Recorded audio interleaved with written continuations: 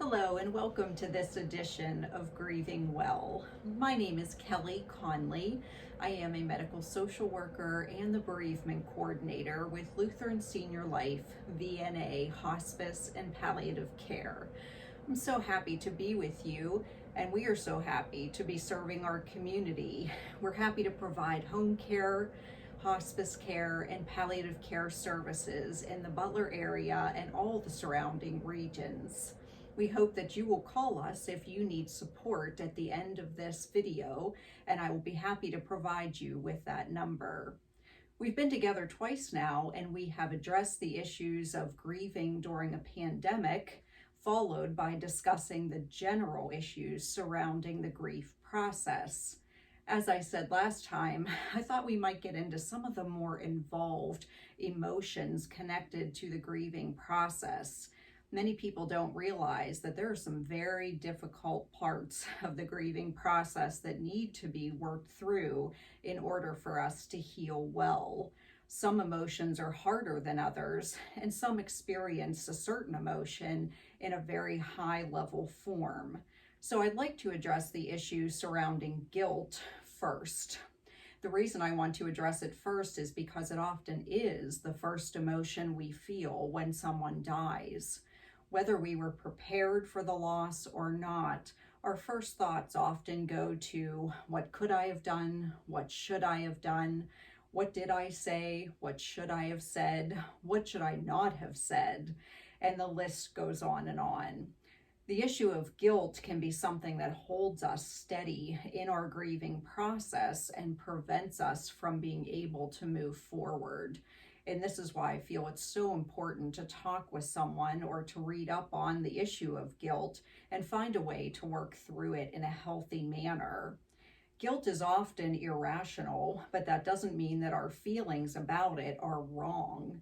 We need to truly respect our feelings and work through them piece by piece. When we talk about guilt, and actually it's not a word that I enjoy using, I ask my clients to think of it a little different. Guilt implies that somehow we meant to hurt someone else. And in the case of our loved ones, that's almost never the case. So we look at it from the perspective of things maybe we wish we did more of, less of, or just did a little differently. Maybe a better word would be a regret, a little bit of remorse. But the word guilt implies something very negative, and rarely is it really a word that we should use in the process. When we're talking about the remorse and regret or the things we wish we would have done more or less of, I ask people to reframe their perspective, to think about it from their loved one's perspective instead of their own. So I'll say to them, if you asked your dad, your child, your spouse, your friend who has died, what do you think of what I did? What do you think of how I did it? What do you think of the care that I provided? I want you to think about what they would say to you. That often is very different than what we are thinking in our own mind. And it's truly a good way for us to balance out our view of everything that happened prior to the loss. If in fact you did have a negative experience before the loss and there is some true regret or remorse, we need to remember that it is not too late to process through that, to ask and offer forgiveness, and to find ways to resolve that even now. And I think it's very important that we do that so we can continue to move forward in the grief process. Along with the remorse and regret we may feel, we may also experience a significant or even just a little bit of anger. No one likes this word. Everyone identifies anger as a very negative emotion, something that we are to avoid, as though being angry is something we should never feel. The truth of the matter is anger is a very important emotion. It allows us to get a red flag that something's wrong.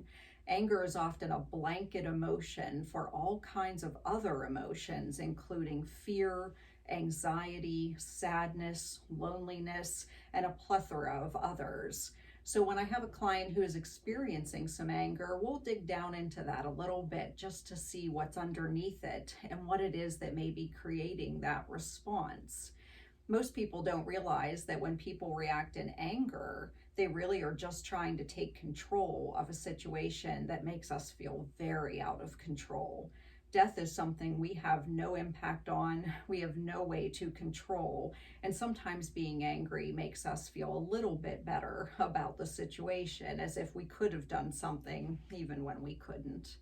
So anger is not a bad emotion. Anger just tells us that we need to be proactive in helping ourselves and in taking action to make sure that we're processing through our emotions. Often people say things to me like, this isn't fair, this isn't what I wanted, this wasn't the plan, this isn't what we intended.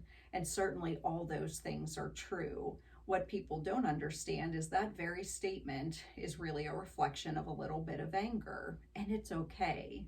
It's okay to think that this isn't fair and that things haven't gone the way you intended them to go.